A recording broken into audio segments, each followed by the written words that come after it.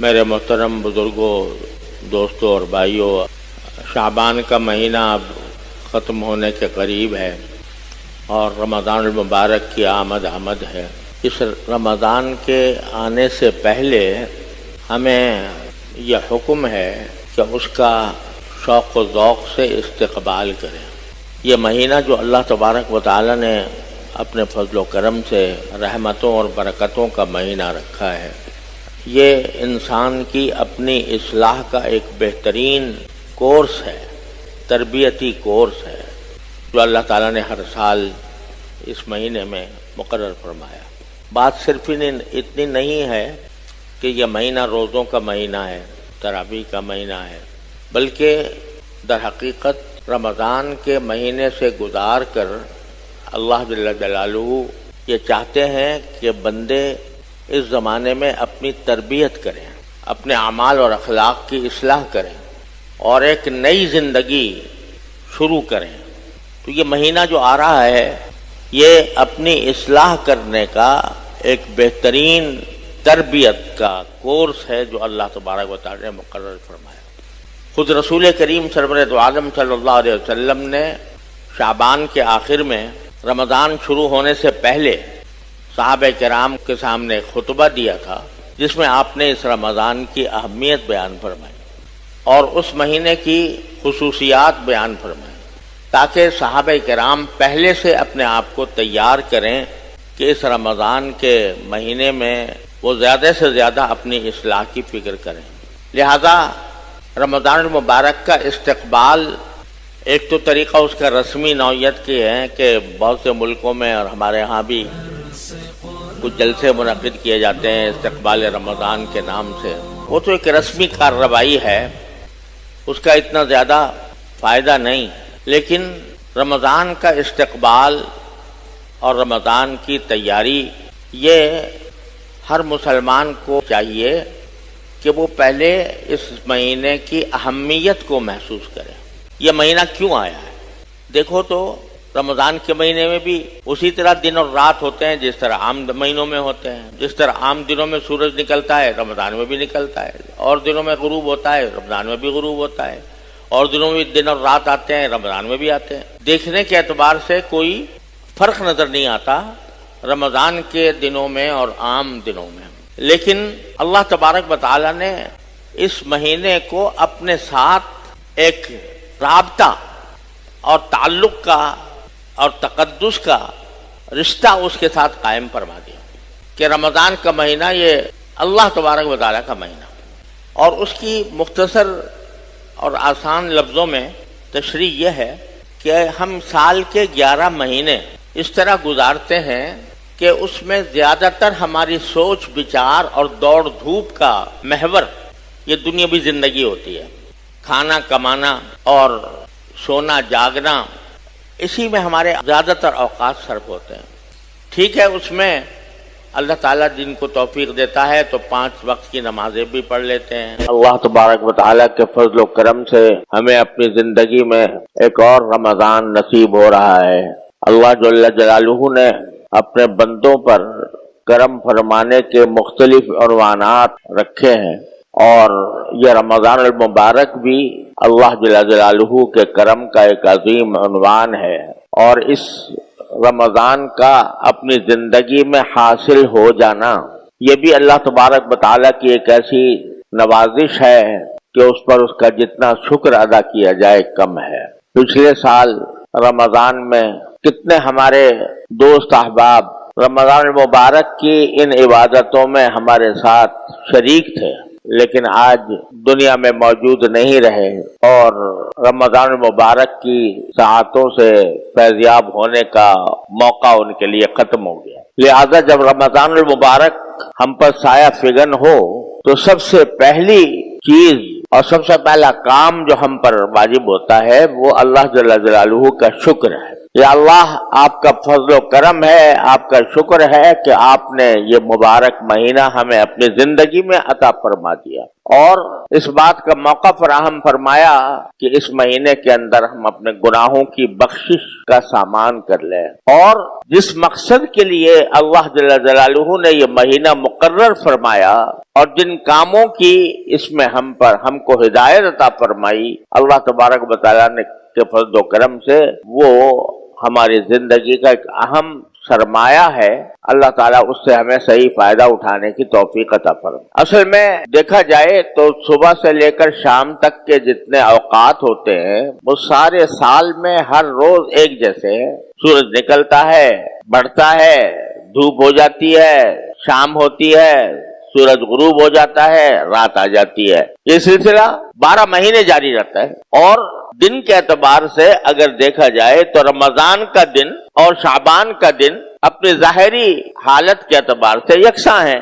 وہی سورج نکل رہا ہے، وہی غروب ہو رہا ہے، وہی دھوپ آ رہی ہے، وہی رات آ رہی ہے، یہ سارے ظاہری حالات کے اعتبار سے سب برابر نظر آتے ہیں۔ لیکن اللہ جل جلالہ بعض مرتبہ اپنے غافل بندوں کو اپنی طرف متوجہ فرمانے کے لیے اور رجوع اللہ کا ایک موقع فراہم کرنے کے لیے کسی خاص دن کو، کسی خاص مہینے کو، کسی خاص عشرے کو اپنی طرف منسوب فرما لیتے ہیں، نسبت عطا فرما دیتے ہیں کہ یہ میرا مہینہ ہے، یہ میرا دن ہے، یہ میری رحمتوں کا دن ہے، یہ میری برکتوں کا دن ہے، یہ میری برکتوں کا عشرہ ہے، یہ میری برکتوں کا مہینہ ہے۔ تو اس نسبت کی وجہ سے اس جگہ میں یا اس زمانے میں اللہ تبارک و تعالیٰ کے فضل و کرم سے ایک خاص تقدس پیدا ہو جاتا ہے، اور اللہ تعالیٰ کی رحمتیں اور برکتوں کا ایک نزول اس میں عام دنوں سے زیادہ ہوتا ہے۔ جیسے آپ نے دیکھا کہ بیت اللہ شریف ہے، اگر ظاہری اعتبار سے دیکھو تو عمارت ہے،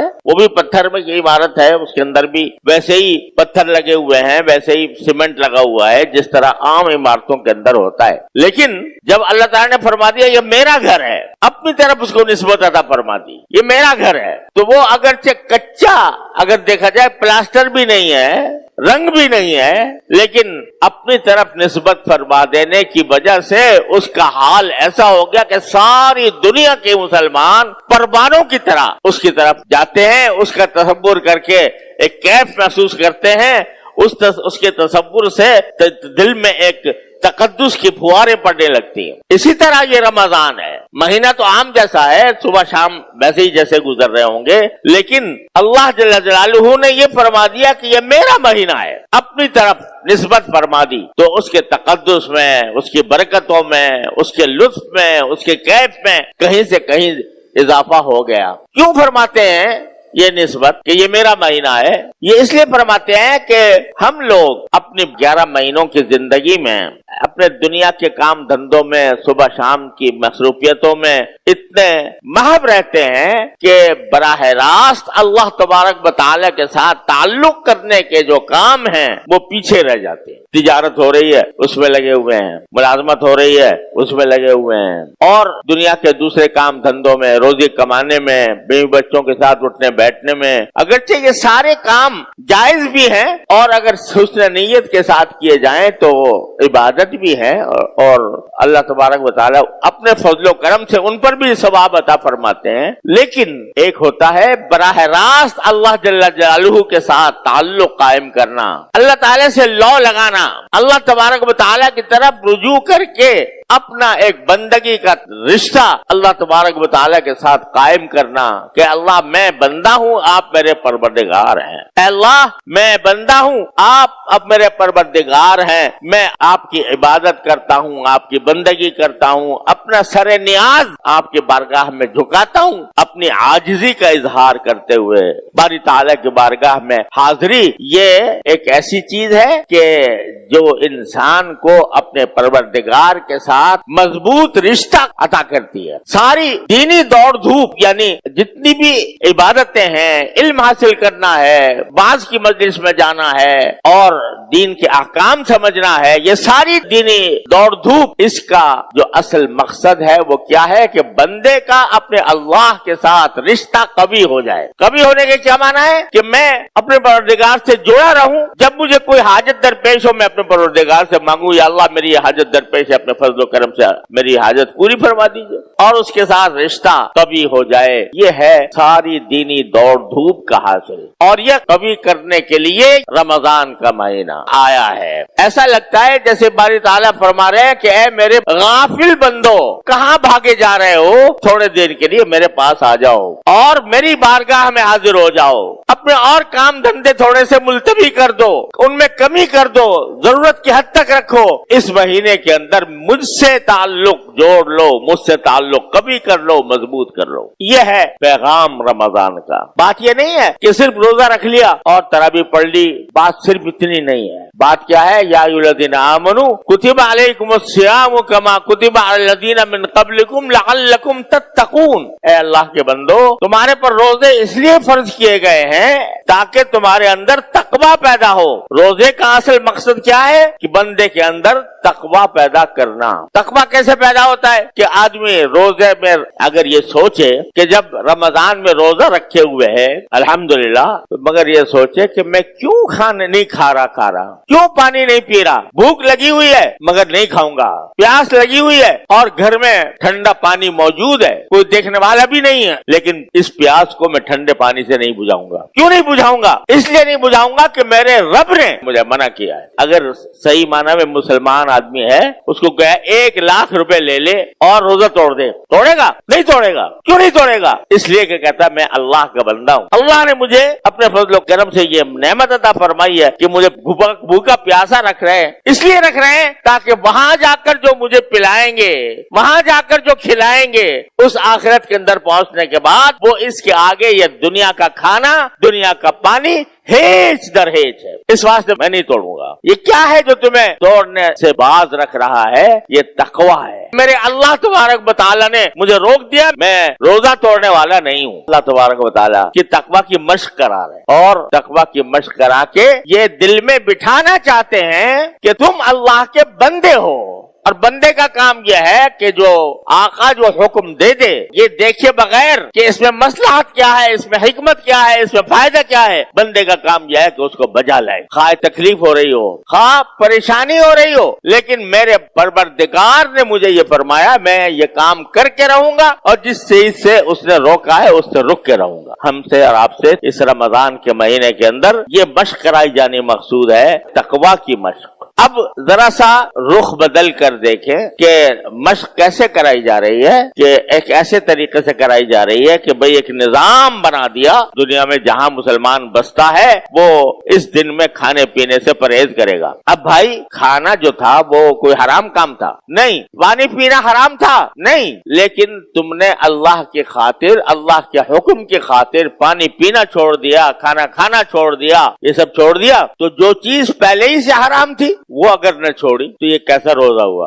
झूठ हराम था कि नहीं? चाहे रमजान हो या गैर रमजान हो, झूठ हराम था। अगर खाना पीना जो हलाल था वो तो छोड़ दिया, लेकिन झूठ जो हराम था वो न छोड़ा, तो ये अजीब बात हो गई कि भाई ये एक तरफ तो कह रहे हो कि मेरे मालिक ने कहा है कि खाना छोड़ दो इसलिए छोड़ रहा हूँ, लेकिन दूसरी तरफ मालिक ने ये भी तो कहा है कि झूठ न बोलना, वो नहीं छोड़ते, और मालिक ने ये भी तो कहा है कि गीबत न करना, वो नहीं छोड़ते। तो ये क्या बात हुई कि हलाल चीजें तो छोड़ दी और जो हराम चीजें थी वो न छोड़ी? झूठ बोलना न छोड़ा, गीबत करना न छोड़ा, आंखों का गलत इस्तेमाल न छोड़ा, ये तो एक जाहिरी रोजा हो गया। लेकिन तुमने अगर वो काम न छोड़े तो तरबियत तो ये देनी मकसूद है तकवा की कि अल्लाह का हुक्म जिस चीज से मना कर दे उस चीज से रुक जाओ। इसलिए इस महीने में सिर्फ अगर खाना पीना ही नहीं छोड़ना, झूठ बोलना भी छोड़ना है, धोखा देना भी छोड़ना है, गीबत करनी भी छोड़नी है, दूसरे को सताना भी छोड़ना है, बुलंद आवाज से बोल कर किसी का दिल दुखाना भी छोड़ना है और